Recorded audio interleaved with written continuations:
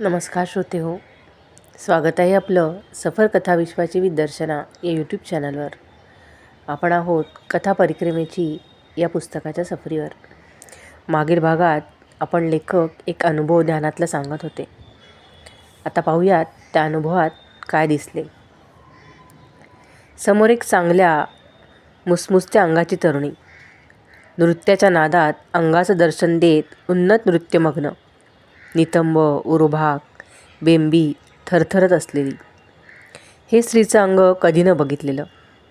बघण्याची इच्छाही नव्हती, ओढ नव्हती, आकर्षण नव्हतं.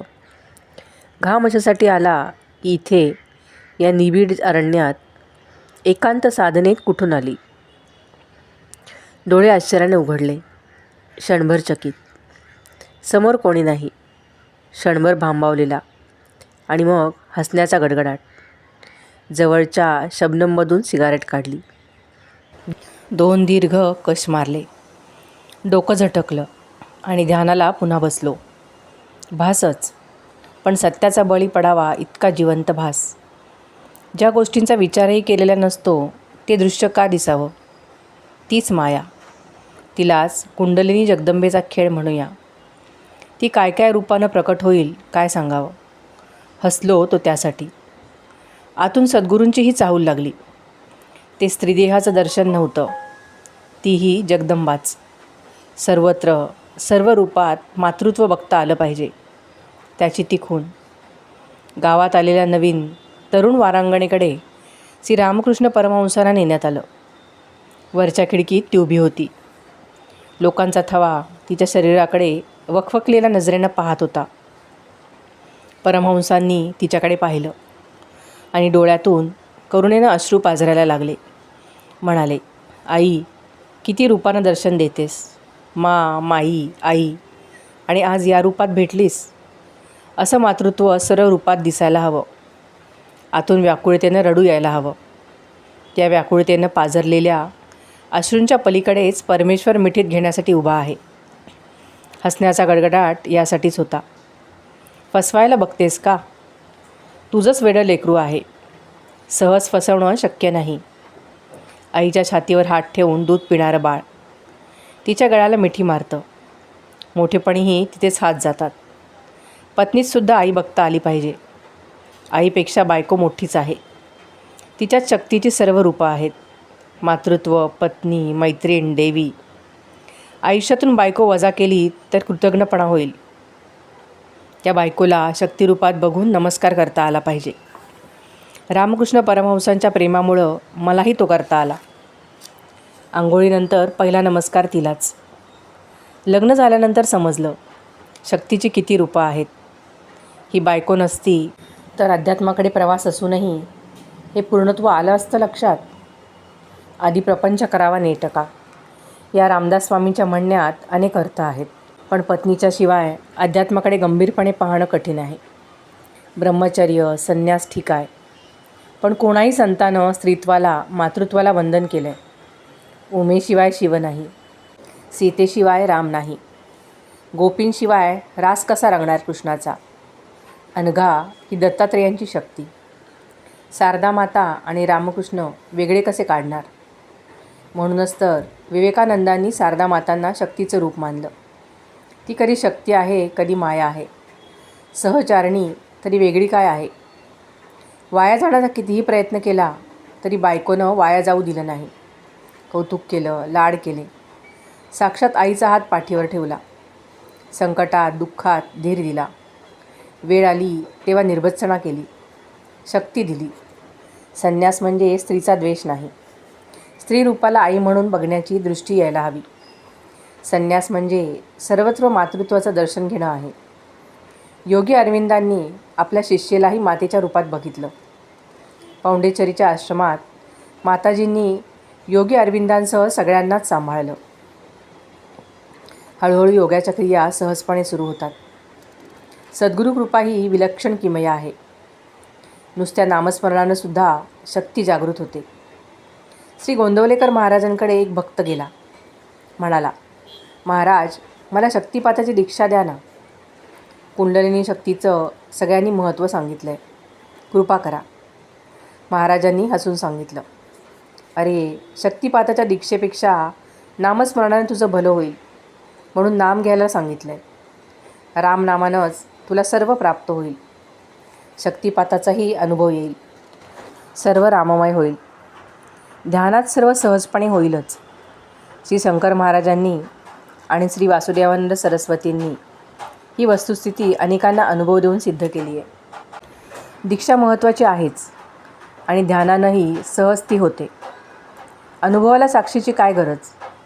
वासुदेवानंद सरस्वती, रमण महर्षी, श्रीधर स्वामी, श्री तुकाराम महाराज, श्री मीराबाई, श्री हजरत बाबाजान अशा कितीतरी संतांना प्रत्यक्षपणे दीक्षा झाल्या आहेत. ध्यानानं सर्व साध्य होईलच असा विश्वास मला सर्व संतांनी दिला आहे.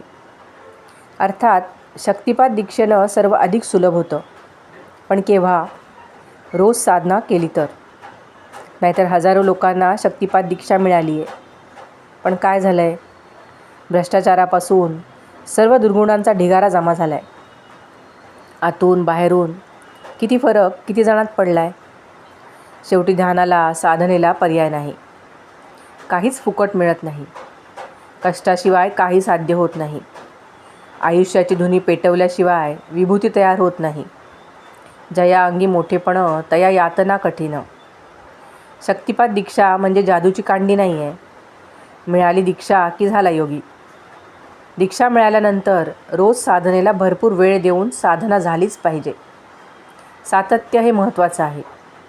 परमहंस म्हणायचे, अंकुर फुटला आहे, त्याला साधनेचं पाणी रोज दिलं तर झाड फुलून येईल, नाहीतर सुकून जाईल. त्याला साधनेची मशागत केलीच पाहिजे. ते लेकरांचं काम नव्हे. गांभीर्यानं, प्रेमानं, ओढीनं ध्यान नियमित सातत्यानं केलं पाहिजे. श्री गुळवणी महाराज म्हणायचे, साधनेला पर्याय नाही. आम्ही साधना टाळण्यासाठी पर्याय शोधत असतो. दीक्षा ही सार्वजनिक गोष्ट नाही आहे. जो आत्यंतिक ओढीने येतो त्याची ती वैयक्तिक गोष्ट आहे. साधना सामूहिक गोष्ट नाही आहे. लोकनाथ तीर्थाट संकट श्री गुळवणी महाराज, श्री दत्त महाराज कवीश्वर, श्री विष्णू तीर्थ सगळ्यांनी साधना वैयक्तिक गोष्ट मानली आहे. भजन, कीर्तन, प्रवचन हे समूहासाठीच आहे. साधनेची मस्ती एकांत साधून अनुभवायची आहे. चणे खावे लोखंडाचे तेव्हा ब्रह्मानंदी नाचे. साधनेत जीवाशिवाची भेट होते, मिलन होतं. शिवात जीवाचा अहम एकरूप होतो. त्याला एकांताची गरज आहे. 4 लोकात मिलन कसं शक्य आहे. 4 लोक एका ठिकाणी आले की गप्पा सुरू होतात. चेष्टा मस्करी होते. साधनेची सुद्धा टवाळी होते. विनोदाला रामदास स्वामींचा विरोध नाही आहे. साधक म्हणवून घेणारे 4 वाचावीर एकत्र होतात आणि टवाळा आवडे विनोद हे सुरू होतं. म्हणूनच रामदासांनी एकट्यानं साधना केली. जनसंपर्कापासून सर्वच जण दूर राहिले. गृहस्थी लोकांनी म्हणूनच घरात राहूनसुद्धा एकट्यानं साधना करावी. आपलं आसन, आपली जागा पवित्र ठेवावी. शक्यतोवर रात्री पहाटे बसावं, म्हणजे एकांत होतो, एकांत मिळतो. दुसऱ्याच्या श्वासाचाही त्रास होऊ शकतो. वन अरण्ये वास करावा हे त्याचसाठी आहे. लोकात राहूनही एकांत साधता आला पाहिजे. अविनाश, मी जास्त बोलतोय, क्षमा कर. पण एकदा बोलणं झालं की मग केवळ निःशब्द ध्यानातच राहता येईल. माफ कर यार. अविनाश हसला, म्हणाला, स्वामी, या बोलण्यातून माझे अनेक प्रश्न परस्पर संपतायत. तुम्ही बोला, खरंच खूप बोला. आनंदात आहे. ऐकणं हीच साधना आहे. मी हा असा खडूस आहे की बोलण्याचा कंटाळा आला की तोंड उघडणं कठीण. किती आग्रह केला तरी तोंडाची शिवण उसवणं कठीण. पण तोंड उघडलं की समोरच्यानी कानात बोळे घालावेत किंवा उठून निघून जावं. बोलणाऱ्यापेक्षा ऐकणाऱ्याचं महत्त्व जास्त आहे. ऐकून ऐकून साधकाची सहनशक्ती वाढत असावी. सहनशक्ती वाढणं हे साधनेचं फळ म्हणायला हरकत नसावी. तर अविनाश, ध्यानात निर्विचार अवस्था आल्यावर हळूहळू शक्तीच्या क्रिया चालू होतात. त्यानंतर निर्विचार अवस्था आल्यानं भोवती असलेलं चैतन्य जाणवू लागतं. सर्वत्र चैतन्याचा प्रकाश अनुभवायला येतो. निरनिळ्या रंगाचे ढग दिसू लागतात. धूर उसळावा तशी रंगांची उधळण होते. प्रखर, पण डोळ्यांना त्रास न होणारा चैतन्याचा प्रकाश आत बाहेर दिसू लागतो. हजारो सूर्यांचा प्रखर प्रकाश उसळत असतो. दुपारी 12 वाजताचा तापवणारा भाजणारा मार्तंड इथे तापहीन मार्तंड होतो. मोत्याच्या रंगाचा हा चैतन्य प्रकाश उष्णतेच्या ऐवजी गारवा देत असतो. रंगांची उधळण चालूच असते. डोळे दिपून जातात, थकतात, भोवळ येते. पण त्या प्रकाशात अस्तित्व हळूहळू लोप पावतं. शरीराचं कारंजं होतं. सिनेमात स्वप्नांचं दृश्य दाखवताना धुराचे लोट दाखवतात, तसे रंगांचे उसळणारे लोट शरीराला आतून बाहेरून वेढून राहतात. हा चैतन्य अनुभवण्याचा प्रसन्न अनुभव. हे जाणीव असणाऱ्या सूक्ष्म अहंकाराचं अस्तित्व आहे. अनुभव घेणारा अजून जागेवर आहे. मीपणा अजून आहे. अनुभव घेणारा अजून आहे. स्व अजून आहे. प्रचिती घेणारा जागेवर आहे. मी इतक्या लवकर जात नाही. श्री सद्गुरू शंकर महाराज म्हणायचे, मी मेल्यावर सर्व मिळेल. मी मरायला हवा. अहंकार आहे तोपर्यंत मी आहेच. मी मेला की अहंकार मरतो. अहंकार मेला की मी मरतो. मी जिंकलो की मी हरतो. पुढे ही अवस्था जाते. रंगांची उधळण थांबते. आता फक्त चैतन्याचं दर्शन चालू राहतं. कधीकधी काळ्या अंधाऱ्या रात्री नभात चंद्र दिसतो. चंद्राचं शीतल गारवा देणारं रूप मनाला मोहित करतं. साधनेची पौर्णिमा उजळते. मनाला चंद्राची उपमा देतात. ते मन पूर्ण चंद्रासारखं शीतल प्रसन्न होऊन जातं. मस्तकात चंद्राचा प्रकाश पाझरतोय असं वाटतं. चैतन्याचा रंग निळा निळा नभासारखा होतो. भ्रूमध्यात निळा बिंदू स्थिर होतो. बिंदूचा आकार लहान मोठा होत राहतो. काही वेळा आकार वाढता वाढता अनंत विश्वासारखा होतो. वेडाची लहर चालू होते. सत्य असत्याची जाण राहत नाही. जगण्यात वागण्यात असंबंधता येते. शरीर या विश्वात, आपण त्या विश्वात, दोन भिन्न डायमेन्शनमध्ये जगणं चालू होतं. साधनेची नशा चढते. चक्क शरीरावरची हुकूमत संपते. दारुड्या माणसासारखी अवस्था होते. दारू न पिताही झोकांडा जायला लागतात. रामकृष्ण परमहंसाची अवस्था कठीण व्हायची. वस्त्रांचं भान नाही, जेवणाचं भान नाही, कुठे आहोत याचं भान नाही. बेवारस कुठेही पडायचे. श्री शंकर महाराजांचे शिष्य श्री शिवाजी महाराजांची अशी अवस्था पुण्यात लोकांनी पाहिली आहे. श्री रावसाहेब सहस्त्रबुद्धे हे श्री बिडकर महाराजांचे शिष्य. त्यांना वेड्याच्या हॉस्पिटलमध्ये ठेवण्यात आलं होतं, कारण देहाचं भान सुटलं होतं. कोण देहाते सांभाळी. श्री काका महाराज उपळेकरांचा हा अनुभव लोकांनी घेतला आहे. या अवस्थेतल्या संतांचा समाजानं अतोनात छळ केला आहे. श्री गजानन महाराज शेगावला आले तेव्हा त्यांना भयंकर काही सहन करावं लागले. ती अवस्था फार कठीण. कठीण हे खरं, पण कठीणाची जाणच नसते हेही खरं. जाणीवेच्या पलीकडची ही अवस्था. वेडं व्हावं लागतं. शहाणं करून सोडतं ते वेड. हाती परमेश्वर आला आला म्हणता सुटत जातोसं होतं. थोडा इकडे आहे, थोडा तिकडे आहे असं जगणं. भांग खाल्ल्यावर होते ती अवस्था न पिता होते. हसता हसता भान हरवतं. हरवता हरवता भानही हरवतं. युगायुगाचा भनंग योगी होतो. त्याची आतली शक्ती हीच त्याची उमा. हिमाच्या शिखरावर भनंग योगी हसत असतो आणि उमेला हाच भनंग योगी स्वतःलाही विसरलेला आवडत असतो. सर्व वासनांची राख होते. त्या शक्तीचं म्हणजेच उमेचंही भान राहत नाही, कारण भानच नसतं. फक्त निळ्या आभाळात निळकंठ हरवलेला असतो. साधनेची उच्च अवस्था जवळ आली आहे. आणखी काही काळ जातो. निळ्या आकाशात पंख पसरून गिरकी घेणाऱ्या पक्षासारखी अवस्था होते. दिवाळीत काळ्या रात्री आकाशात फटाक्यांची आतषबाजी चालू असताना रंगांचे तेजस्वी प्रकाशबिंदू चमकत असतात. रंगांची तेजस्वी उधळण होते. तशी शरीरातून फुटत असते दिव्य बिंदूंची आतषबाजी. देहाचा कणनकण प्रकाशबिंदू होतो. शरीरातून उसळता लावा वाहत राहतो. भूकंपाचे धक्के वासनेची दुर्दाण करीत असतात. पत्थर फोडून शक्तीचा प्रवाह व्हायला लागतो. पण अनुभव घेणारा सुप्त अहंकार अजून आहे. पूर्ण शरणागती झाल्याशिवाय पुढलं सुंदर सृष्टीचं आकर्षक दृश्य नाहीसं कसं होणार. इथे शाश्वत काहीच नाही. सृष्टी सौंदर्य सतत बदलत असतं. मोहाचं झाड मोहक रंगाची उधळण करतं. निसर्गाचे उत्तेजक विभ्रम बेचैन करतात. तिकडे पाठ फिरवली पाहिजे. कितीही सुंदर स्त्री असली तरी निसर्ग तिचा देह म्हातारा करतो. चेहऱ्यावर सुरकुत्या येतात. केस पांढरे शुष्क जाखासारखे होतात. जब तक महक है चले आना म्हणणारी गात्र ढिली पडतात. महक निघून जाते. चैतन्य अवतीभोवती दिसत असताना आनंदाची उधळण चालू असते. त्या चैतन्याशी हळूहळू एकरूपता होऊ लागते. जीव चैतन्याशी एकरूप होतो. यालाच समाधी म्हणतात. आनंद घेणारा दिव्य प्रकाशात एकरूप होतो. बिंदूत बिंदू मिसळून जातो. शिवोहम अहम ब्रह्मासी चिदानंद रूप नित्य निरंजन. अविनाश, सहज आसन, सहज ध्यान, सहज समाधी हे इतकं सगळं सोपं आहे. मग साध्य का होत नाही?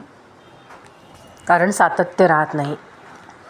समाधी लागेपर्यंतचा अनुभव घेणारा जागा असतो. तिथपर्यंतचे अनुभव सगळे सांगतात. रामकृष्ण परमहंसांना शिष्य विचारित, ठाकूरजी याच्यापुढे काय होतं सांगा ना. ठाकूर कुठे जागेवर राहणार हे सांगता सांगता शिवरूप होऊन जायचे. समाधीमग्न अनुभव घेणाराच त्या अनंत चिद्विलासात विरघळून जायचा. मला ही अवस्था कधी येणार या अविनाशच्या प्रश्नावर मी हसायला लागलो. एक सिगारेट पेटवली. त्या धुरात रमलो. अविनाश घाईवर आलेला. त्याला हुंदका आला. ओठ थरथरायला लागले. डोळ्यातून पाणी उघळलं. व्याकुळ होऊन भोकाड पसरून रडायला लागला. तासाहून अधिक अखंड बडबडीनं घसा सुकलेला. सगळं मी बोलत नसतो. सद्गुरू या तोंडातून बोलत असतात. वाणी शब्द सद्गुरूंचे. मी फक्त त्यांचा स्पीकर. असं काही बोलण्याएवढी बुद्धी मला नाही. मी अशिक्षित अडाणी माणूस. नम्रता हा माझा गुण नाही आहे. त्यामुळे उगाच कानाच्या पाळीला हात लावून गुरूंची खोटी खोटी स्तुती करता येत नाही. उगाच डोळे ऊर्ध्व लावून गुरूंची छवी डोळ्यासमोर आहे असलं त्राटक करण्याची गरज वाटत नाही. तोंडातून येणारा शब्द सद्गुरूंचा आहे याची मात्र मला आत्यंतिक जाणीव आहे. अध्यात्माविषयी काही बोलणं हा माझा विषय नाही. त्रिवार नाही. त्याचं काय? कुठल्याही विषयातली काहीही कणभर अक्कल नाही. अभ्यास नाही. माझ्यासारखा मूर्खच काय, महामूर्ख मनुष्य पृथ्वीवर मिळणं कठीण. त्या बाबतीत मी अद्वितीय आहे. त्यामुळे त्यातला मोठेपणा मिळवण्यासाठी सुतराम शक्यता नाही. लायकीही नाही. इच्छाही नाही. मूर्खांच्या नंदनवनात राहण्यात मोठा आनंद आहे. विद्वत्तेची झुरमळ्या उडवणारी पगडी ठेवायला डोकं नामक अवयवच माझ्याजवळ नाही आहे. तो ना मूर्ख आहे. हे वाक्य ऐकण्यात अत्यानंद आहे. त्या आनंदाची चव वेगळीच आहे. अविनाश यार, चहा पिऊया. त्या अमृताचा घोट घेतल्याशिवाय चैन नाही पडणार. चलो. दोघंही उठलो. दगडगोटे तुडवत तुडवत चहाची टपरी गाठली. मोठा पेला भरून डबल चहा घेतला. वर कढईतील भरपूर मलाई. चहाची बासुंदी किंवा बासुंदीचा चहा. वा वा भैया, चैन करो. थंड वारा वाहत होतो. मी लंगोटीत होतो. अविनाशजवळ कपडे होते. मी उघडा बंब असल्यानं अविनाशला कपड्यांचं ओझं वाटत होतं. मात्र थंडीही वाजत होती. चहा आला. उठलो. बडबड करण्यापेक्षा ध्यानाला बसणं सोपं. इथे कुठलं आसन? टपरीतून एक उदबत्तीचा पुडा घेतला. खर्च अर्थातच अविनाशनं केला. विठ्ठल मंदिरात आलो. तिथून एक सतरंजी घेतली. अविनाश शाल देत होता. घेतली नाही. माझं उघडं अंग बघून शाल द्यावीशी वाटली होती. गारठून टाकणारा गारवा होता. पण शरीराचे चोचले केलेलं फार अवघड जातं. थंडी वाजणं म्हणजे शरीराची जाणीव असणं. ते नकोसं वाटतं. अंगावर लंगोटी आहे म्हणजे खूप झालं की. कपड्याची आसक्तीसुद्धा फार वाईट. सद्गुरू लंगोटीवाले आपण का कपडे घ्यावेत? सद्गुरू सांभाळतील. सद्गुरूच्या कृपेची ऊब घेऊन तर बघा. आईच्या मांडीवर शांत झोपलेल्या बाळाचं सुख कसं सांगणार? सद्गुरूंवर विश्वास ठेवायला हवाच. कोण सांभाळी, देहा ते का सांभाळावं. सद्गुरूंना माऊली म्हणतात, ते घेतील काळजी. पूर्ण शरणागती असली की सद्गुरूंना काळजी. नागडं धुम्म राहण्यातली मस्ती काय सांगावी. शेगावचे गजानन महाराज घ्या, नाहीतर स्वामी समर्थ घ्या. देहाची खोड बरी, त्यावर आणखी पांघरून कशाला. अविनाशला अपराधी वाटत होतं. त्याला सांगितलं, साधकानं कधीही अपराधीपणाची भावना ठेवू नये. गृहस्थी आहेस, थंडी आहेच, अंगावर शाल घे. थंडी वाजत असल्यावर शरीरावर अन्याय का, जबरदस्ती का. हट्टानं वागणं योग्य नाही. अट्टहास म्हणजे भयंकर अहंकार. थंडीची जाणीवच नाहीशी व्हायला हवी. होईल हळूहळू. उन्हाळा, थंडी, पाऊस या ऋतूंचा शरीरावर परिणाम होणारच. होऊ दे, त्यात वाईट काय आहे. एका दिवसात परमहंस स्थितीचा अनुभव कसा येणार. हे तप आहे. तपी हो. घाई नको, गडबड नको. बीज लावलं की छाया देणारा वृक्ष वाढायला वेळ लागणार, फळ यायला वेळ लागणार. काळ्या येतील, फुलं येतील. आईच्या गर्भात 9 महिने 9 दिवस राहावं लागतं. सद्गुरूंना शरण जा, ते बघून घेतील. त्यांच्या कृपेनं साधनेचा कोंब जमिनीवर तरारून येऊन निळ्या अनंत आकाशाकडे कुतूहलानं बघू लागेल. दमानं घे. धीर हवा, सबुरी हवी, श्रद्धा हवी. आहिस्ते आहिस्ते घे शाल अंगावर. अविनाशचे डोळे पाजरत होते. माझेही पाजरत होते. अश्रू येणं ही सात्विकतेची खूण आहे. खूप व्याकुळ व्हायला हवं.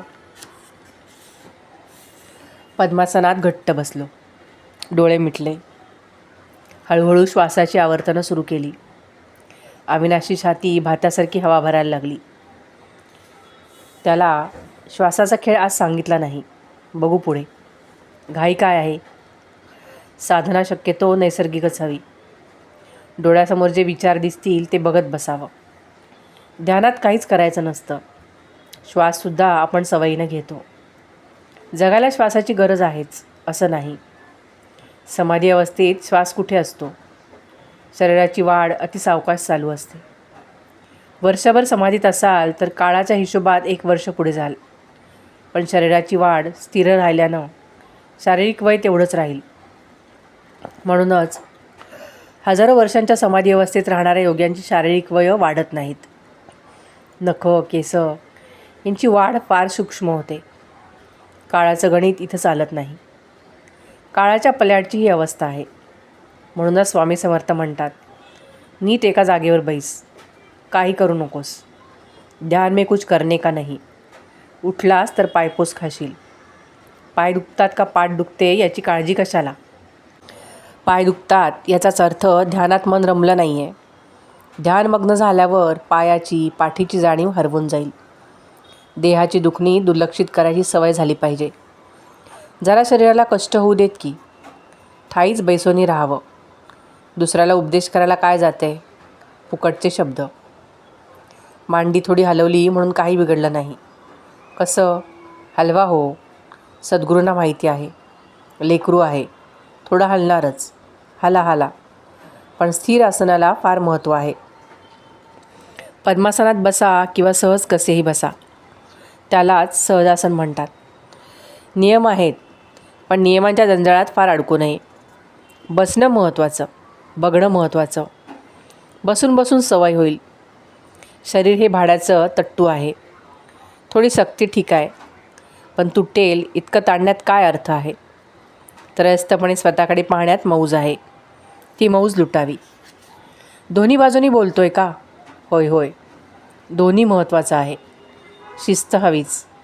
बदनामीपुरती थोडी बेशिस्त काय हरकत आहे. आईचं लेकराचं नातं आहे. थोडी चुळबुळ ठीक आहे. आई मध्येच म्हणते ना, काय चाललं आहे. लबाडी नको आहे, लक्ष आहे. तिचं लक्ष आहे एवढं लक्षात ठेवावं.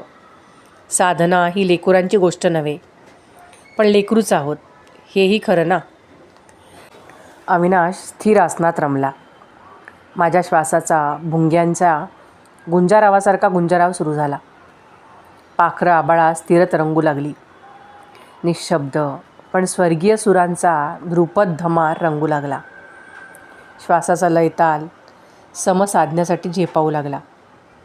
मैफिल रंगू लागली. साधनेचा तानपुरा मस्त लागला. पूर्वी भारतभर कसाही आडरानातून हिंडलोय. अरण्यातल्या दुर्लक्षित पडक्या शिवमंदिरातल्या गूढ गंभीर गारव्यात ध्यानाला बसलोय. अनेक ठिकाणच्या वस्त्या उठल्या. गावं दूर गेली. जंगलं फोफावली. अरण्य स्वतःच्या मस्तीत वाढू लागली. शिवमंदिरातली पूजा अर्चा थांबली. अरण्येश्वर ध्यानमग्न एकांती समाधीस्थ झाला. अशा मंदिरातून राहण्याची फकिरी काय सांगावी. भटकण्याचा काही उद्देश नाही. पाय वळतील तिकडे भटकावं. जेवणाची भ्रांत सवयीनं नाहीशी होते. औदुंबर, वड, जंगली जांभूळ यांची फळं खावीत. कुठे कुठे कंद मिळतात, त्यांचा आस्वाद घ्यावा. पक्ष्यांची फळं खाऊन पक्षीच होऊन जावं. खाली जमीन आहे, वर निळत्रयस्थ आकाश आहे.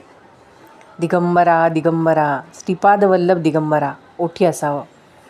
जमीन हीच अंथरूण, वर आभाळाची चादर, भोवती सृष्टीचा गंध, पक्ष्यांची शीळ साथ घालते. मनाची अवस्था या सगळ्याच्या पलीकडची. वेड्यासारखं हसावं, वेड्यासारखं वागावं. वेडं येडच तुकोबासारखं व्हावं. तुकोबा भजनात हरवायचे. त्या डोंगरावर भोवतीची वृक्षवल्लरी सोयरी व्हायची. मीराबाईंनी महाल सोडलेला आणि कृष्णाच्या भेटीला बाहेर पडली. महालाच्या श्रीमंतीत तो मनमोहन कसा भेटणार. त्याच्याशी रास खेळायचा तर वृंदावनच हवं. यमुनेची खळखळ साथ हवी. कृष्णमय झालेल्या गोपी हव्यात. मृदुंगाचे मधुर बोल हवेत. शरीर मनाची आठवण विसरली गेली पाहिजे. झाडं, झाडांच्या फांद्या, फांद्यांवरची पानं, पानाआड लपलेले पक्षी, पक्ष्यांची शीळ, शिळेतले मधुर सूर, असं सगळं एकरूप झालं पाहिजे. वारं वेडं होऊन नाचलं पाहिजे. रास म्हणजे एका कृष्णात सगळं विसरून जावं. कृष्णानंदाची रंगपंचमी खेळणं, कृष्णच होऊन जाणं, मायेच्या कार्ट्याशी खेळणं. संध्याकाळी आरती सुरू झाली. डोळे उघडले. विठ्ठलाची आरती सुरात चाललेली. निरांजनातली ज्योत तेजाची कळी झाली होती. धूपाचा सुगंध मंदिरात उसासत होता. विठ्ठलाच्या गळ्यातला हार छातीवर रुळला होता. हारातली फुलं धन्य झाली होती. रुक्मिणी कौतुकानं पांडुरंगाकडे बघतेसे असं वाटत होतं. पांडुरंग दिसेनासा झाला. फक्त तेजाची आरती जाणवत होती. त्या आरतीत आभाळ वाकून पांडुरंगाच्या पायावर आलेलं वाटलं. डोळ्यातल्या अश्रूंनी दृश्य अदृश्य केलं. केवळ आनंदाच्या लाटांवर लाटा, धरणीचं आणि आकाशाचं मिलन झालेलं. पुन्हा केव्हा साधनेला सुरुवात झाली समजलंच नाही. वाटलं रुक्मिणीच्या कडेवर आहे आणि पांडुरंग गालगुच्चा घेतोय. साधनेला बसल्यावर उठवू नका असं आधीच सांगितलेलं होतं. अविनाशनं उठवलं नाही. साधनेची मस्ती हळूहळू उतरत होती. थोडी नशा होतीच. बसून राहिलो. रात्रीचे वारे शरीराची दांडगाई करत होते. शरीर अजून आहे याची जाणीव होत होती. आपण अजून आहोत. हात तिच्या. शरीर पिसासारखं हलकं झालं होतं. वाऱ्याबरोबर डुलत होतं. सगळ्यातून बाहेर आलो. तेव्हा उठलो. इतरांची जेवणं झाली होती. अविनाशनं वाढून ठेवलेली 2 ताटं झाकून ठेवली होती. अविनाश माझ्याहून वयानं मोठा, पण तरुणच. ताटात एक पोळी आणि थोडासा भात घेऊन त्याला सर्व वाढलं. नको नको म्हणत होता. अविनाश, पोट उपाशी ठेवू नकोस. लगाव बत्ती. पण स्वामी, तुम्ही एवढंच खाणार? घ्या अजून. नाही अविनाश, माझा आहार एवढाच आहे रे. पोट लहान आहे. काय करू? अजून घेऊन. उगाच आगाऊपणे त्याला म्हणालो. साधकाचा आहार कमीच असावा. मित आहार असावा. श्रोते हो, आजच्या भागात तिथेच थांबूयात. पुढील साधनेतील मस्ती अनुभवण्यासाठी भेटूयात पुढील भागात. कथा ऐकायला आवडत असेल तर लाईक, शेअर आणि कमेंट करायला विसरू नका. धन्यवाद.